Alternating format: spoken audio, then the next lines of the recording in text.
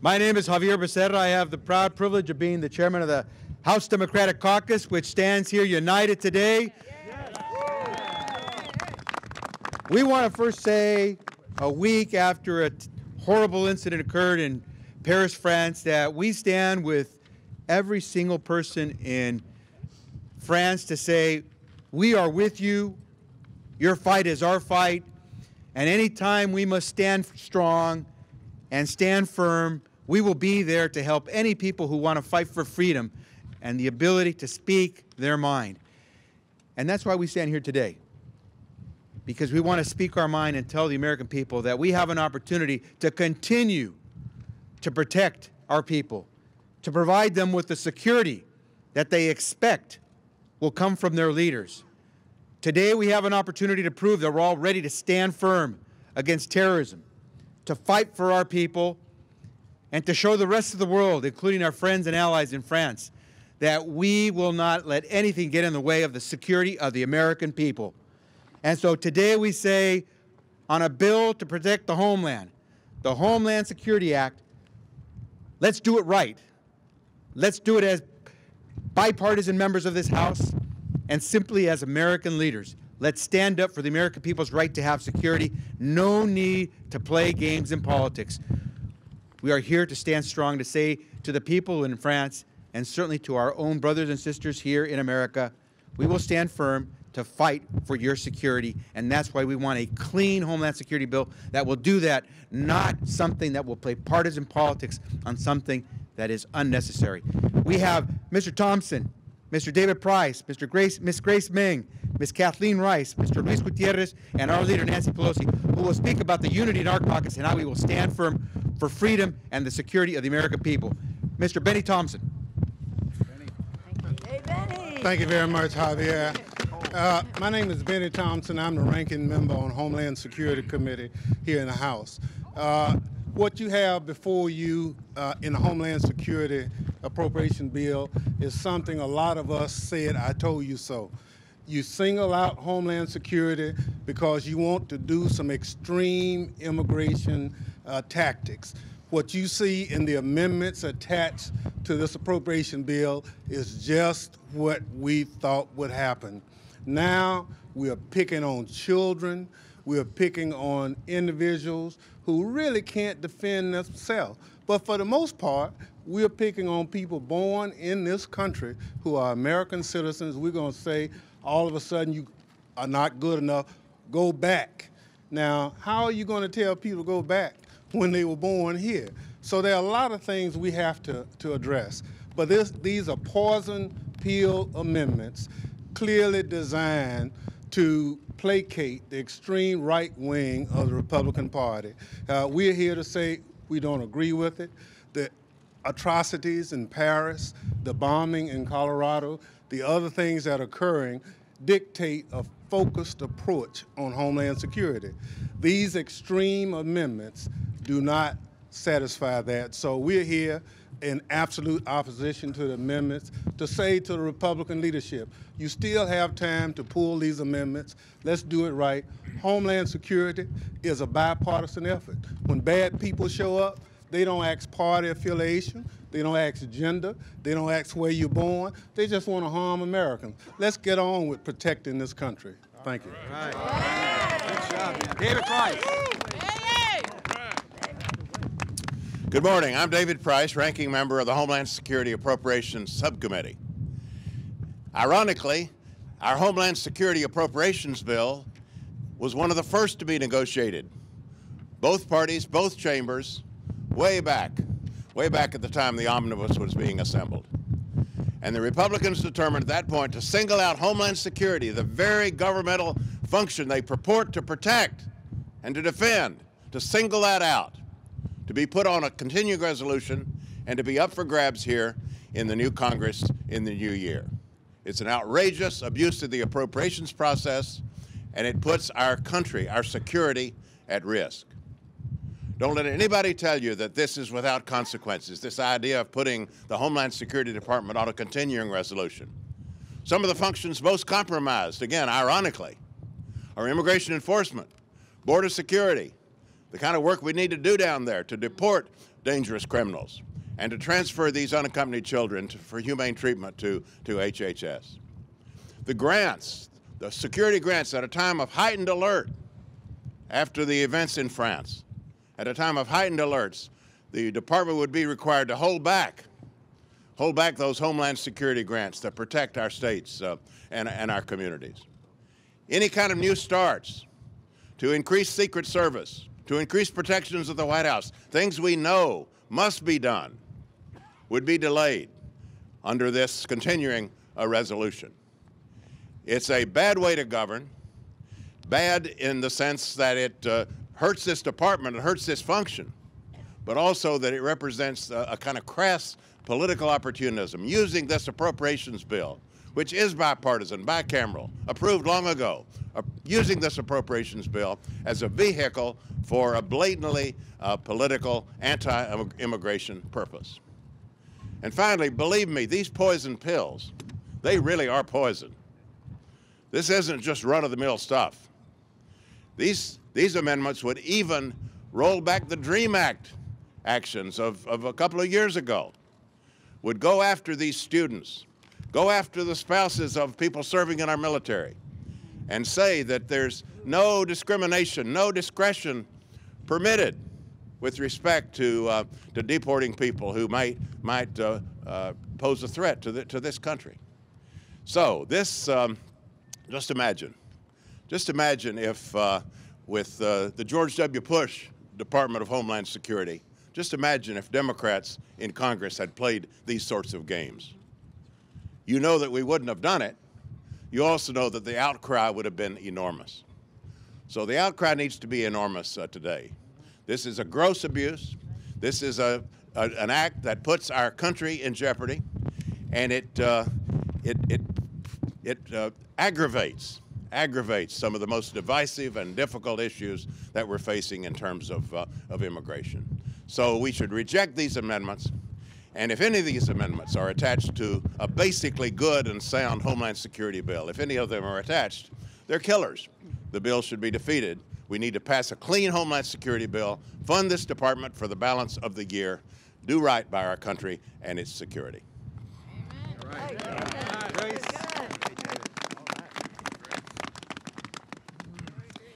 Good morning. I'm Congresswoman Grace Meng from New York, and I want to thank Leader Pelosi and all my colleagues who are gathered here this morning.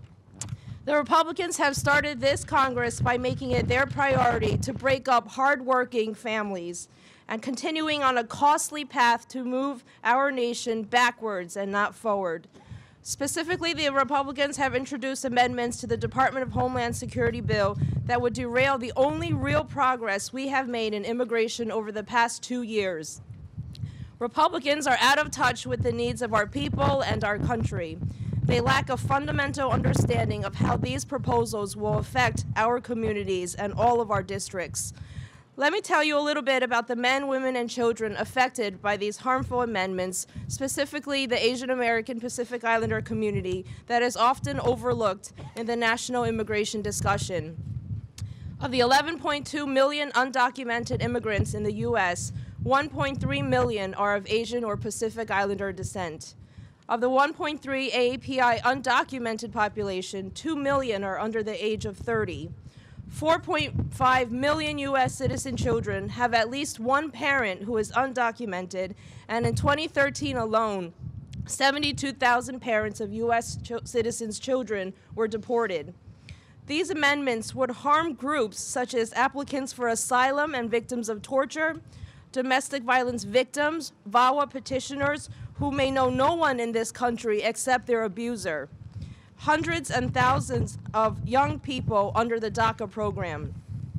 These amendments also deny the U.S. government from making common sense changes to the H-1B visa program, such as increasing job portability and denying lawfully present spouses of H-1B visa holders the ability to work. It doesn't matter to Republicans that many of these spouses are well educated and can contribute and help grow our economy. 40% of H-1B visa holders are Asian American. Once again, Republicans have shown us that their main priority is to do the opposite, whatever it is, of what Democrats are trying to accomplish.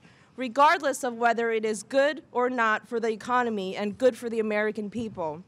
They are stuck with this faulty math equation in their head that if you take one job away from an immigrant, documented or undocumented, then that will be one more job for a U.S. citizen automatically. That is simply not the case. In my home in New York City, 48% of the businesses are owned by immigrants. They own businesses, they create more jobs. In addition, undocumented immigrants together contribute approximately $15 billion to Social Security each year, with zero expectation that they will ever receive Social Security benefits. It is also estimated that between 50 to 75% of undocumented immigrants pay income, state, and local taxes. But none of this matters to the Republicans, who have chosen to ignore the fact that immigrants have always been an essential part of our history and our economy. These amendments are not only anti-immigrant and will have a disastrous effect on our economy, they are cruel, and they stand to have a devastating impact on hardworking families who want nothing more than a chance to work, live, and contribute to our country and have their shot also at the American dream. I urge our fellow Americans to call their Congress members to vote against these terrible amendments. Right. Thanks. My name is Kathleen Rice, and I'm the newly elected member from the 4th Congressional District in New York. And up until a week ago, I was a prosecutor. And in that role, you have no choice but to use discretion. You have limited resources and a duty to use those resources to have a positive impact on the communities you serve, to make the people you serve feel safe in their homes and in their neighborhoods. To accomplish that, you go after criminals. You focus your time and money and attention on the people who kill and steal, the people who perpetrate violence and hate, who funnel drugs and guns onto our streets and harm their neighbors. You focus on the people who chip away at the social fabric of our communities, not those who contribute to our communities, not those who want to work hard and play by the rules, not those who have the potential to make our communities stronger and more prosperous. That's what we're talking about today. Whether our priority should be to deport criminals who perpetrate violence and threaten our national security, or hardworking men and women who are forced to live in the shadows of our society, though they want nothing more than a chance at achieving the American dream. Now, there is room for valid debate about whether or not our national immigration policy should be set through executive order as opposed to legislative action. But the fact is, the President took action because Congress refused to. And the fact is, there's no debate about what blocking those executive orders will do. There's no debate that blocking these orders will prevent authorities from prioritizing the deportation of criminals who threaten our national security. There's no debate that blocking these orders will break families apart.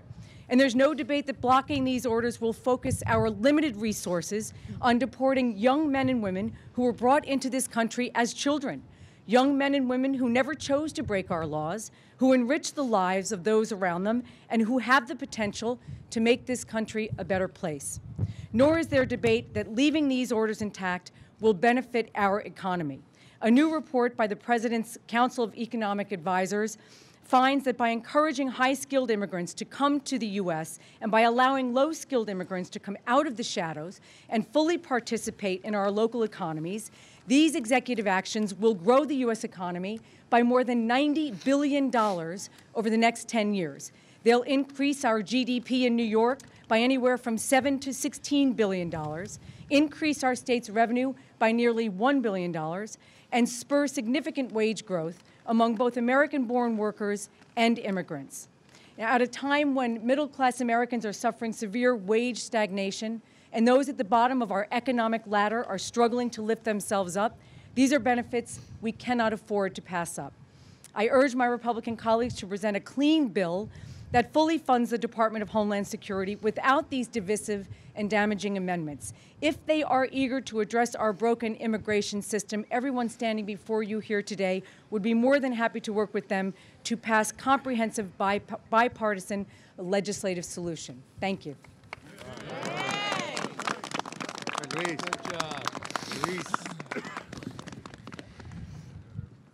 I always believed that Republicans would stop at nothing when it came to stopping any advancements in immigration reform.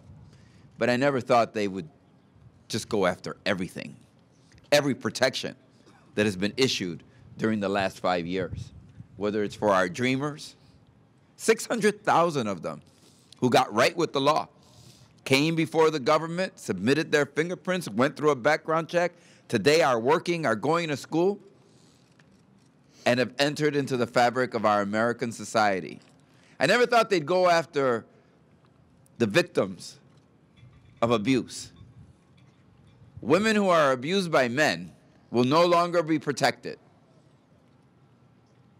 Women who are abused by men will no longer be protected. They'll be the same. Members of the armed forces, you know who we're talking about. The men and women who have orders of deployment, but at the same time have order of deportation against their spouses, no longer protected, while they protect us. I never thought they'd go after everything. And yet that is exactly what they are doing today. You know, it becomes clear to me that immigration just divides the Republican Party. But we're here to say and to show you that immigration unites our party. Immigration unites our caucus. I've been to many churches across this country. And I see Jen Schakowsky over here to my right. We're going to be in a church, and they're going to be leaders of the Catholic faith there with us as we orient people about how they get right with this process and join the rest of us in legalizing their status. And you know, we're going to have evangelical leaders, we're going to have Catholic leaders, we're going to have Methodists, we're going to have everyone. And it's true, we're going to have everybody there. Jesus won't be there, but you know what? Jesus will be there. Yeah. Jesus will be there, and so will Maria and Jose. And we want to tell them, Jesus, Maria, and Jose, this caucus is with you. We will protect your family in America. Luis. I'm very proud to be standing here with my colleagues and friends of the American dream on the steps of the Capitol. We are here to honor our oath of office, to protect and defend the American people. That is our first responsibility. And passing a Homeland Security bill would help us do just that. In December, the Republicans were frivolous with it and decided they would kick the can into the new year. That was in December. They said, no, we're not going to fund Homeland Security for the next year. In January, a horrible, horrible terrorist act took place in Paris. You think it would have heightened the urgency to pass a Homeland Security bill, but the Republicans still say no to passing a clean bill unless they can be a menace to immigration. Our president acted in the absence of Congress passing, the House Republicans passing an immigration bill. It passed in a bipartisan way in the Senate. They didn't want to pass Homeland Security. They don't want to pass an immigration bill. The president has acted in the absence of that. When he did so with full legal authority and with clear precedent of every president, Democratic and Republican, since Eisenhower. And they want to overturn that. What are they thinking? No bill in December. Paris, the world is galvanized on security, but not the House Republicans. Pass an immigration bill. Pass a clean Homeland Security bill. Let's get our work done so we can move on to creating jobs for the American people. That's what they sent us. That's what they sent us here to do. This is frivolous. They know this will not become the law. They're hoping the Senate will bail them out. Why don't we live up to our responsibilities in a bipartisan way here to protect and defend the American people, to live up to the character of our country, which is a nation of immigrants. In the interest of time and temperature, I will associate myself with all of the remarks of my colleagues, thank them for their leadership, and thank all of you for joining us here this morning. Je suis Charlie. Thank you all.